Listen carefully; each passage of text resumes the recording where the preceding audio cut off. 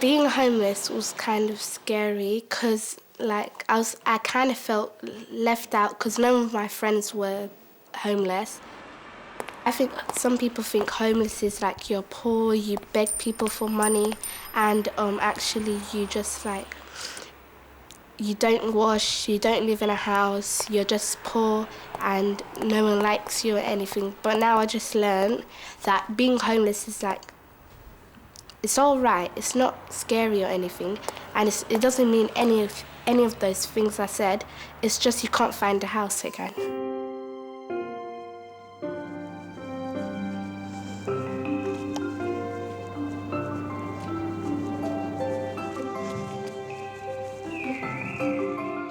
Sagal lives here in North London with her mum and brother. They have been homeless for 8 months and live in emergency accommodation. It's been a difficult time for Sagal as she is worried about what people might think. I kind of feel sad because I thought everyone won't be like my friends and they will start teasing me and people won't be hanging around with me and I wouldn't get any friends. I kind of felt shy, I kind of felt excited, I kind of felt nervous, I kind of felt scared, I kind of felt a lot of stuff.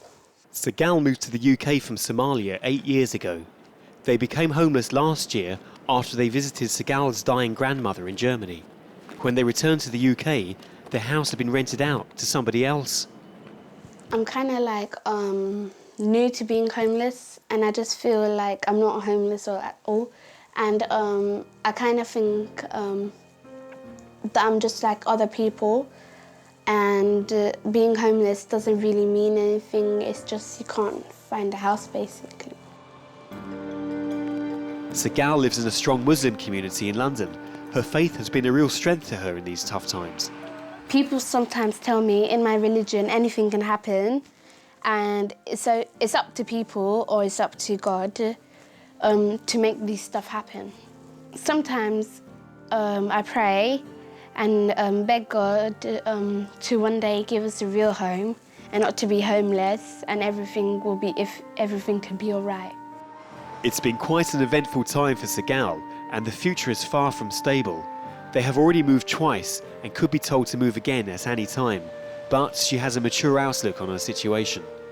I had to actually grow up really fast because, first of all, I had to help my mum in everything. Second of all, I couldn't think about what I would be doing on Saturday or anything because I had to help my mum with my little brother and I had to do my homework and everything.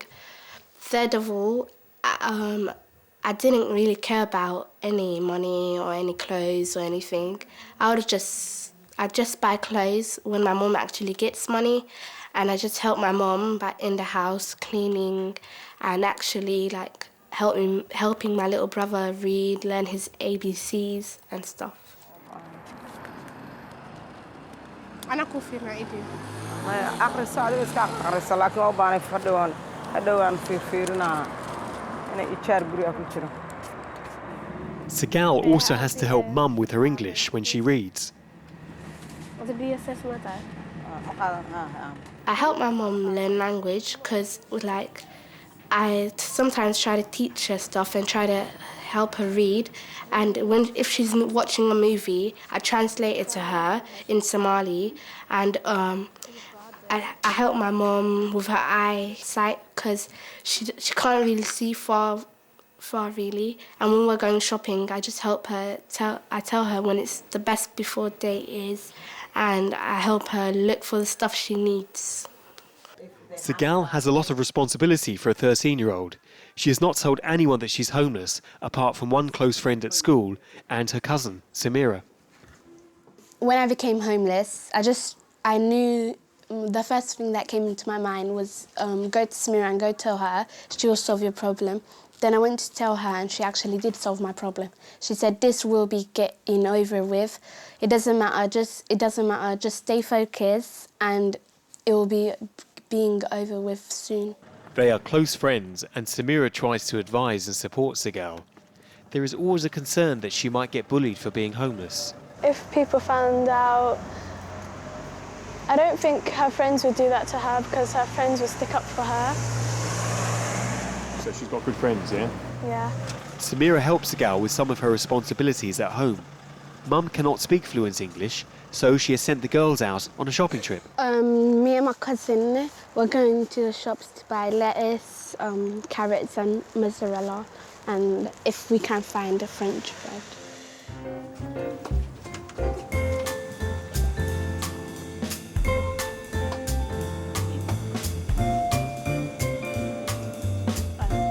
They don't have lots of money, so they survive on basic foods from local shops. But today they're having some problems. Yeah, French bread. Since we're new to this area, we don't really know lots of shops around here, and the only shop we know is here, and they don't have lots of stuff. Although she has lived here for the last 6 months, Sagal has never ventured past a local shop. But they don't have what's on the list, so she's having to go to the high street for the first time. Back at home, Mum's preparing the food. Today she's cooking for 2 of Sagal's cousins. Okay. This is my nephew. Food and family are a very important part of Sagal's culture, and for Mum it's a chance to spend time with the family, so for her it's a special time of the day. This is all a new experience for Sagal and her cousin Samira. They have never shopped here before, but helping at home is part of everyday life for her. They find everything on the list and even get to try something new. Try it. Thank you. Every weekend they try to make the effort to invite family members to their home to try and maintain some normality. This macaroni I make today. Despite being homeless and moving from Somalia, they have made happy lives for themselves here. Yet they could be moved again at any time. Now it's that lunch time. We have to sit all of Sagal. As they sit down to eat, brother Mahad is nowhere to be seen. Please, Mahad.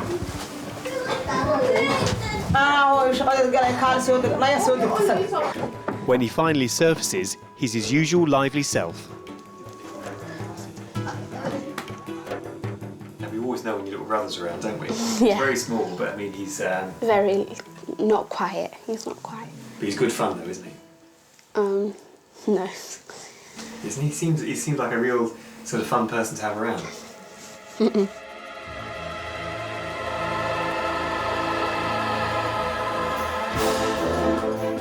Many girls Sagal's age have younger brothers, but they are not all like Mahad.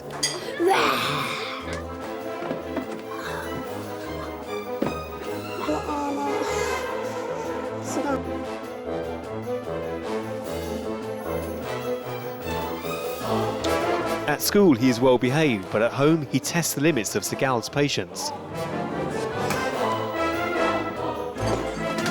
He's really loud and he's really naughty.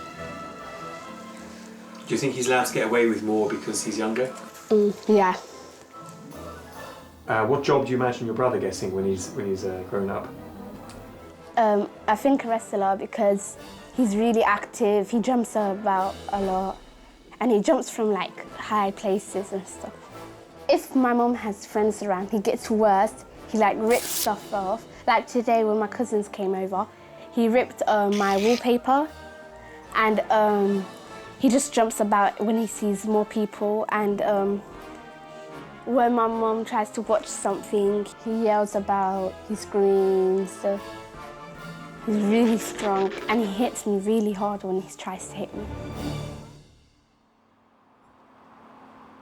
Sagal has her own ambitions. She wants to become a doctor and live a life where she can help other people. For a career, I want to be a doctor when I grow up, and I want to help people. What's the picture? How would you imagine yourself? Me helping people with smile on their faces, and no one sad, no one without a smile, everyone with a smile. Knowing how important education is to Sagal's dream, Mum gives what little they do have to pay for a private tutor. It's a Sunday, and every Sunday a home tutor comes at 5 o'clock or 6. He teaches me maths, English, science or French, and he comes every Sunday, every week. Good evening, Sagal. Good evening. How are you doing today? Fine. Did you do the homework I said the last time we met? Yes. Can I have a look at it, please?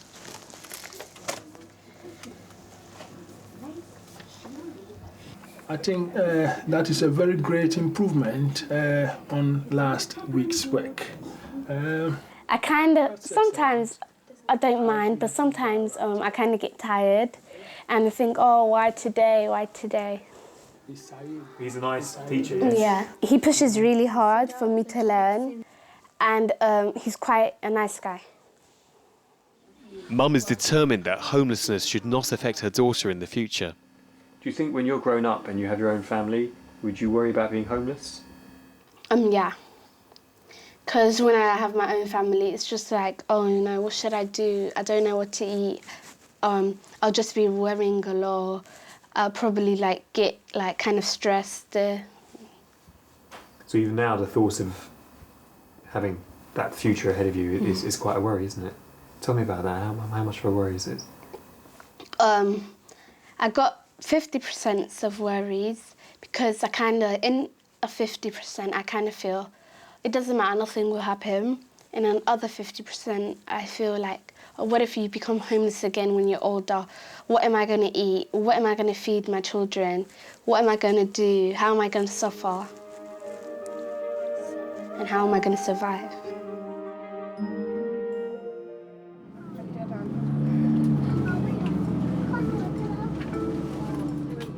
It's half term and Sagal is getting a rare trip to the zoo with her friends and family. It's 2 buses and a tube away.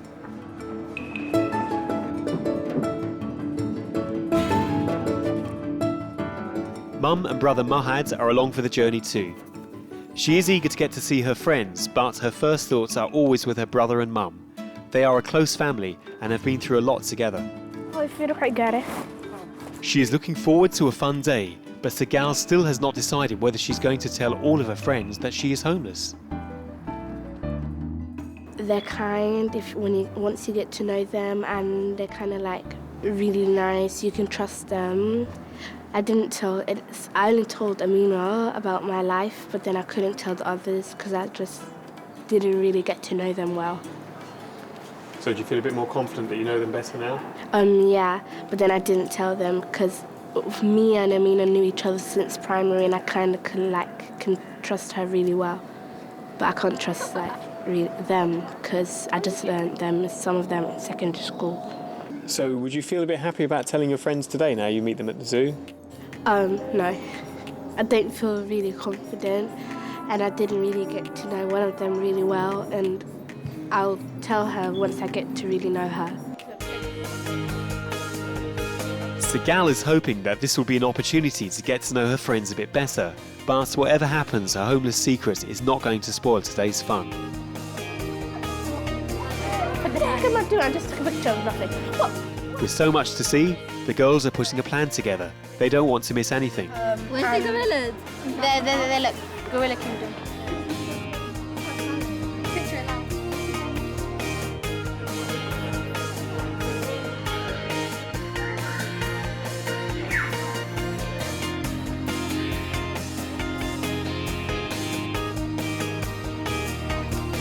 But the subject of homes and homelessness does come up when the girls talk about the animals' habitats.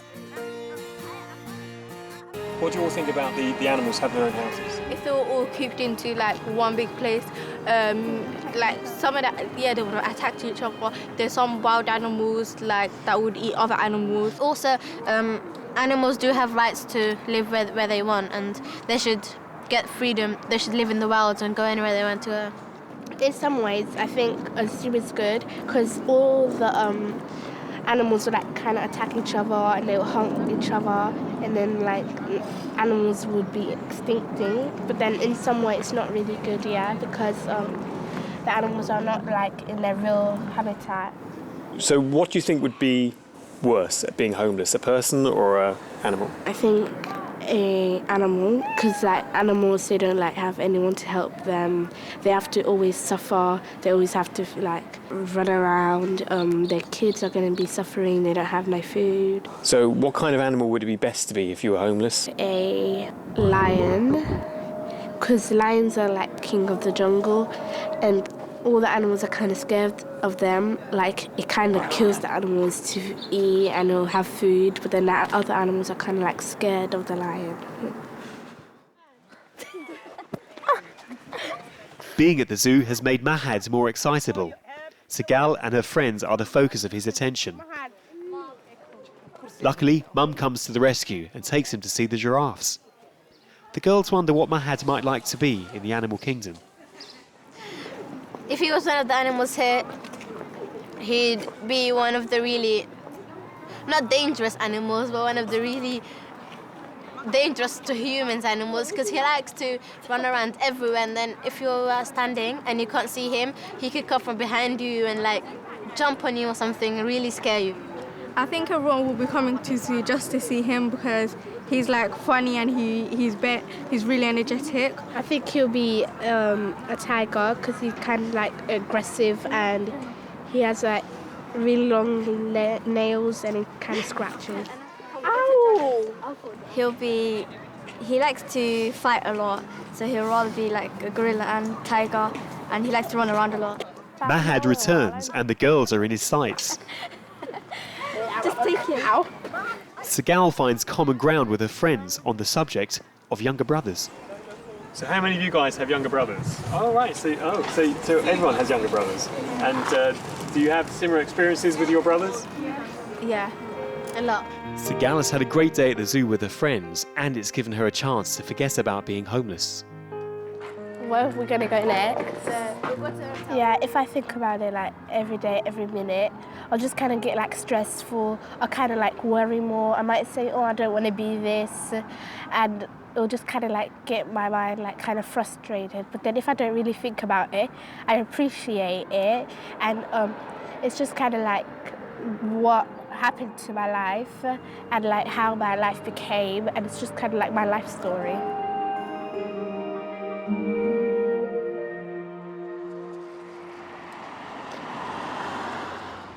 I want to be a doctor when I grow up, and my mum has encouraged me to be a doctor when I was younger, because when I was younger, my mum always wanted to be when my mum was younger, she always wanted to be a doctor.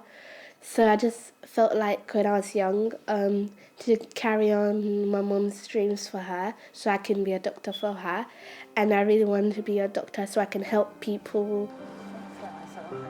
Most of her experience of doctors is from what she has seen on television, so she needs to experience this life firsthand and speak with a real doctor to see if this is a future she wants for herself.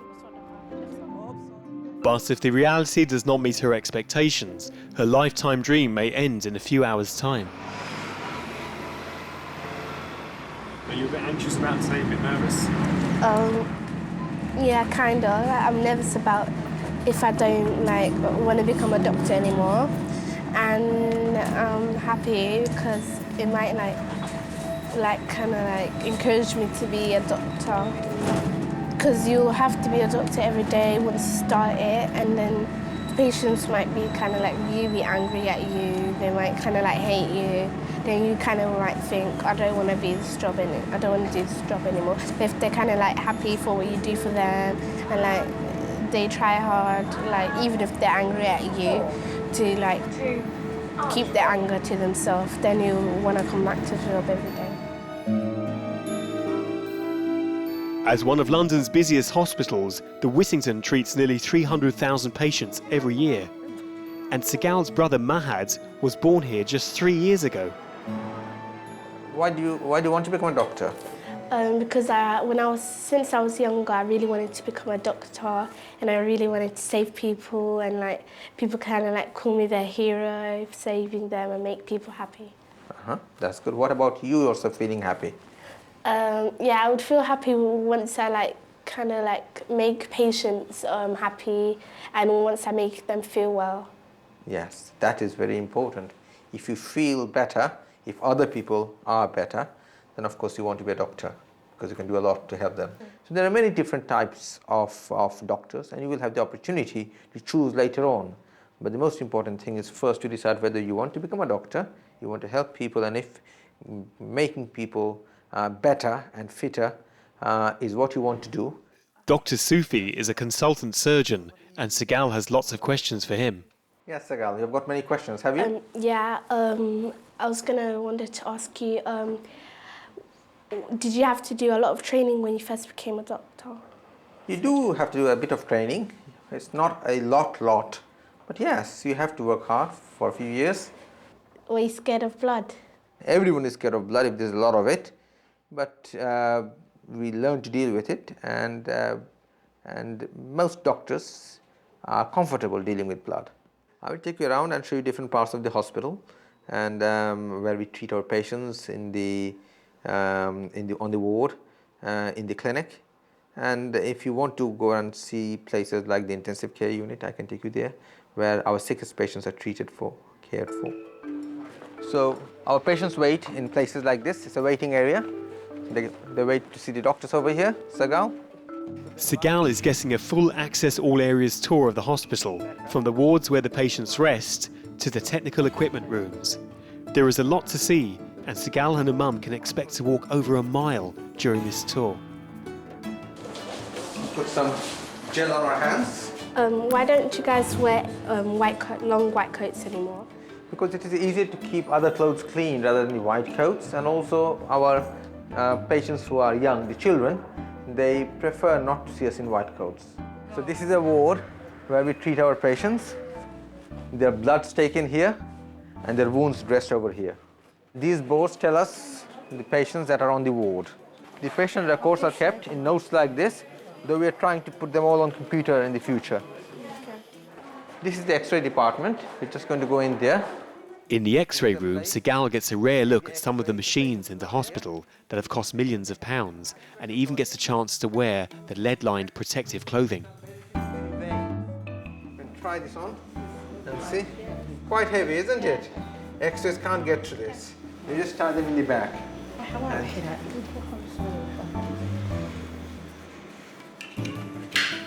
So what do you think? It's quite heavy. Yes. You may have to wear them for an hour to do an operation. Especially if you're going to be a bone doctor, an orthopedic surgeon. You have to wear them a lot. Sagal gets to step into the doctor's shoes when she chats to a patient he has just operated on. This patient used to be a nurse and is a great encouragement to Sagal. She had an operation yesterday. You want to ask her any questions? It's very rewarding. I used to look after a lot of patients, transplant patients from Herfield Hospital. They used to come from abroad for heart and lung transplant. And just to see them smiling is worth everything, more than money can buy. And that was my reward, when I see them smiling and happy.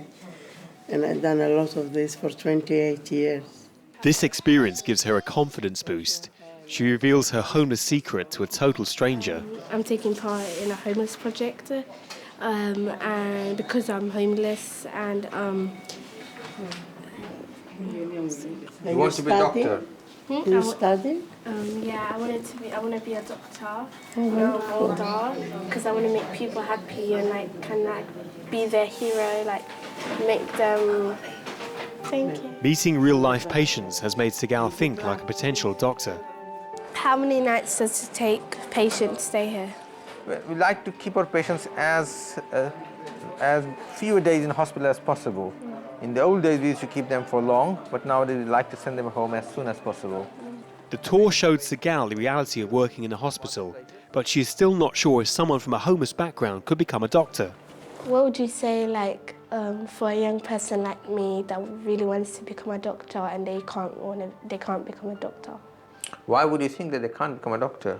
We became homeless in, I think, 2007, because we went to Germany because my grandma was dying. And then we didn't tell the house owner that we were going to Germany. When we came back, they told us our house is gone, so we had to get out of the house and we had to live with my grandma. Oh, I'm so sorry to hear that. And so now you are living in what sort of accommodation? Yeah. With your mum? Yeah. I know that things are difficult, but there are many people who come from difficult backgrounds, and if you think about other people who have succeeded, who, when they were younger, they were perhaps homeless, came from villages, from really poor background, and they have really made it and become something big.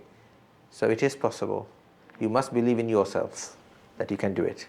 Dr. Sufi also comes from another country, but Sagal is surprised to hear how this actually helps him as a doctor. I come from a Bangladeshi background, and it really helps because I speak Bengali, and sometimes I find patients, especially if you go to East London, and even in this part of London, patients who cannot speak English. And it's nice to be able to speak the language and understand their concerns, because translation can sometimes lose a lot of meaning. And it's always better if you can understand the patient in his own language. So yes, if you speak a different language, that's certainly an advantage. It might have only been one day at the hospital, but this has made an impression on Sagal and Dr. Sufi. Well, Sagal showed a lot of interest, and she obviously wants to be a doctor, and she's very keen. And I think that if she has a heart set to it, she'll make a good doctor. I've always wanted to be a doctor, and when I actually got to come here today and see all the rooms and patients, I kind of felt like I was a doctor, and it kind of like made me feel strong and made me like feel kind of like I can tell everyone I'm homeless. Sagal has left her problems behind while she has a glimpse of her potential future. I wasn't really thinking about homeless Sagal. I was just thinking about Dr. Sagal and how my dreams can come true. And I just wanted to like carry on with my day, so I didn't really think about homeless Sagal. So what do you think, Sagal? Do you think you still like to be a doctor? Yeah, I think I would like to be a doctor, and you encouraged me to be a doctor because I saw all the lovely things that I can do. No, I think that nothing is beyond a person's ability, and if someone's heart is set for it, go for it. All right, Sagal. It was nice seeing you, and good luck to you. I told her about myself that I was homeless, and he told me about himself that he lived in a small village and came from a unappreciated, I think, background. And he didn't get to do his real dream, to be an astronaut, but then he got to do what his choice was, and he told me not to give up, and no matter how much trouble it is to be, even if I'm homeless when I'm older, to just start carrying on and making my dream come true.